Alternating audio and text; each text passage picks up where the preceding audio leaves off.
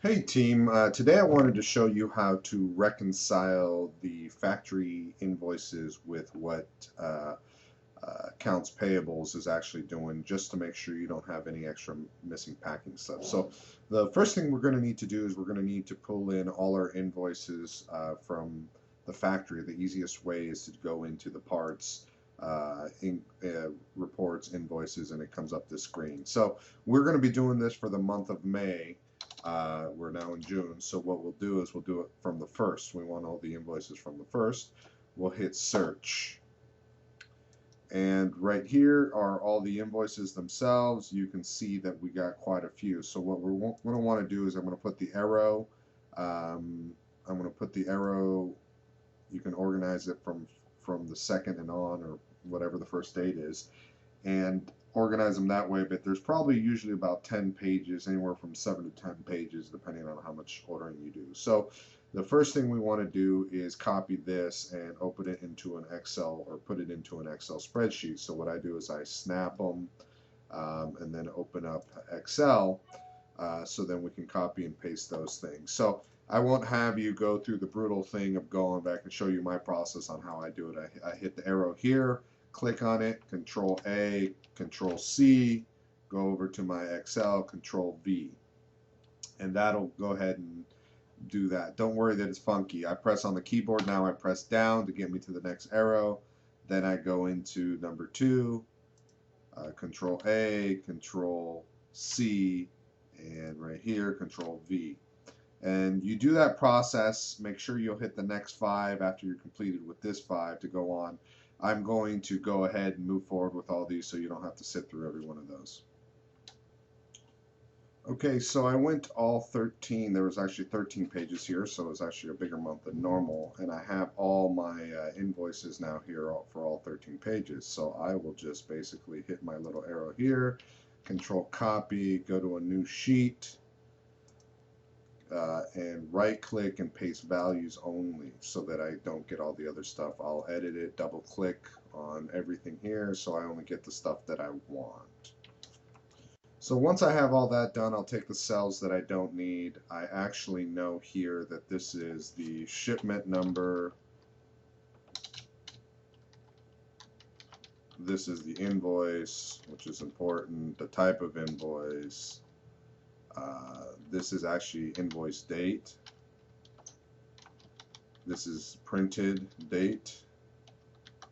Location, which we don't really care, and then person who printed. Right, so once I do that, I'll go ahead and hit here, double click it, and you can see the invoice date actually doesn't show up right. So before we do anything with this, I like to organize this. I go ahead and hit the sort function here. So I'll hit sort, and it'll say, do you want to do everything? I'll hit that arrow, sort, and you want to expand it? Yes. I want to go ahead and expand it. My data has headers, and I want to do it by invoice type. Hit smallest to largest, sure, and then it takes out basically all the spaces so you don't have any spaces in between.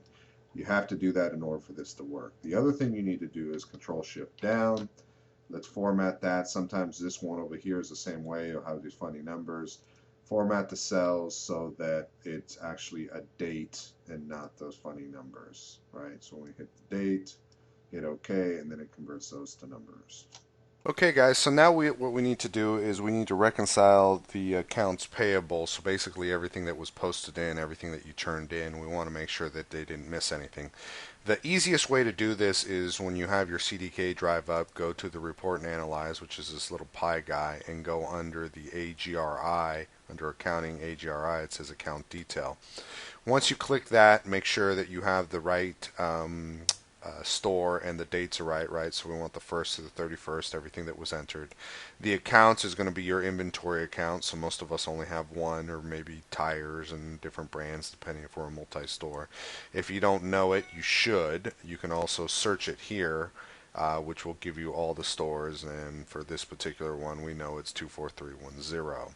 So you can go in inventory, click it, go on and so on. But we know it's 24310, so we'll just enter it. The journal is basically kind of like our sources for accounting. We want to make sure that we only pick factory invoices. Usually they're in the 70s.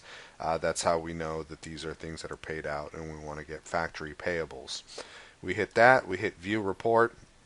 It'll give us everything for that store on that date that was posted into that account for factory payables. So remember, we have all sorts of different things that go into that.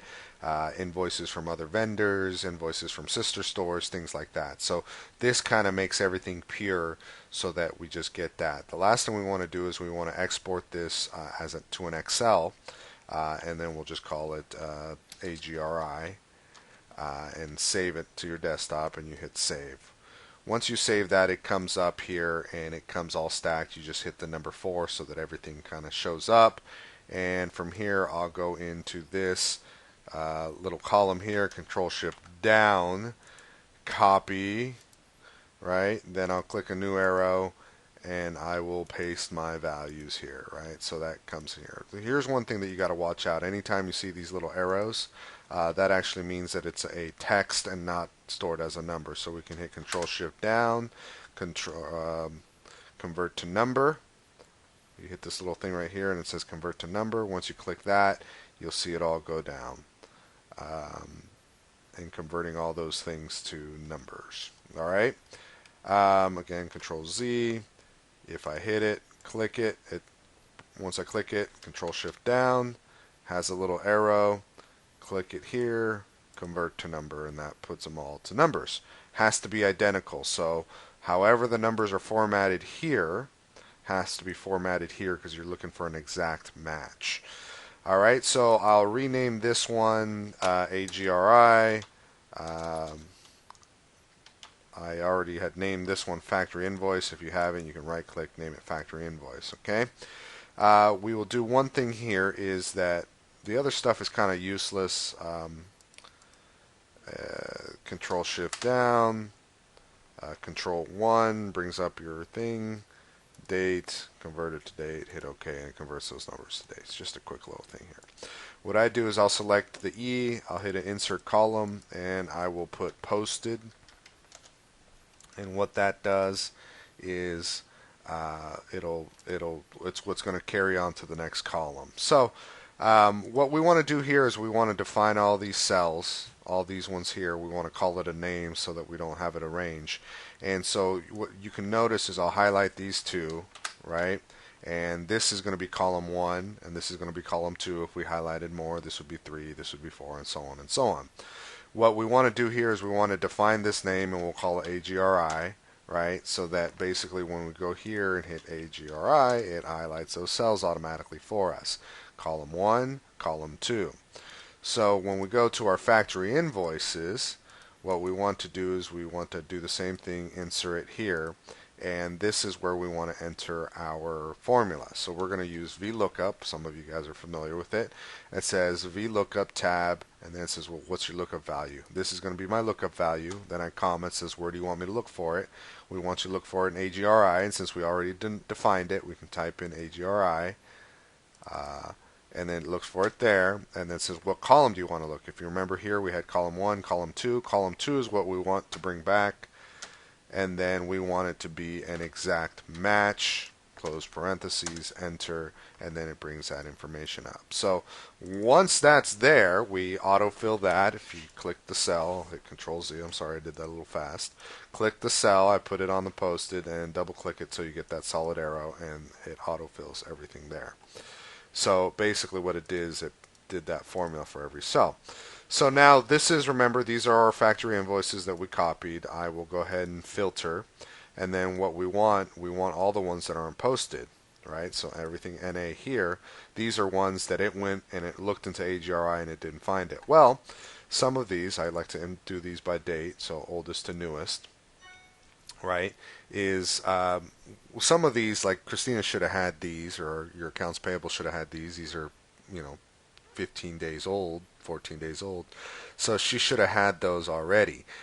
So that's something that's going to be an open pack and slip. This one right here I double check because it's a little older, but the ones that are ranging, especially the ones that are already printed, today is the 1st, June 1st. So these ones obviously she's not going to have, so you should have already either check these to make sure these aren't packing slips, but what we want to do is we want to check the rest of these to see.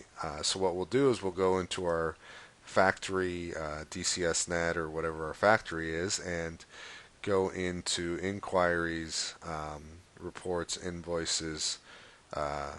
When we hit that, let's say we want to check on, these are credits, so I'm not too concerned about those, but let's go into here and type in this credit number, 83087853334, enter, it brings up that invoice. I will then pull up that invoice and see, oh, when did this one get receipted in? So this is an invoice. Sometimes you'll have tools that it obviously didn't go to inventory, it went to straight service supply. Or other things that went to service supply, those are fine. But for this case, this is a part number. It looks like it should have went into our inventory, so I will go ahead and double check PDA, and I had already brought it up here, so I typed it in PDA, and then I saw right here, oh, it got receipted in today. So this would be, that's why you didn't turn it in, because you haven't got it yet. It just came in today, so today, or maybe in a few days, you'll turn them in. But this would not be a reconciling item. So you would basically do the same thing. You just cleared this one. So what I always do is I leave that one alone, or I'll highlight it to say that I checked it.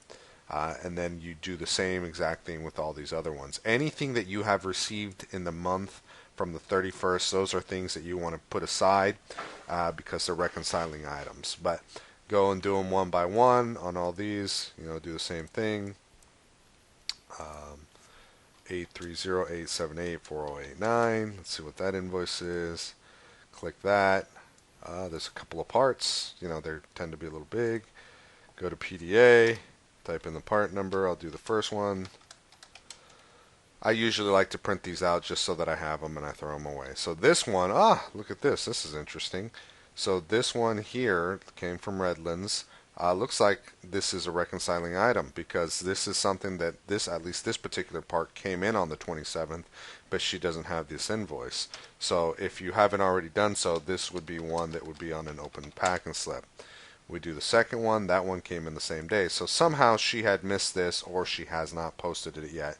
So these are ones that I would bring up to her attention or save them for yourself and just put them as a reconciling item. Alright, so this would be maybe one that you would highlight a different color to, or maybe call it red to say, hey, this one was invoiced, but she doesn't have. And do the rest the same exact way, kind of just how I showed you. So if you have any questions, just give me a call, but that should be it. Alright.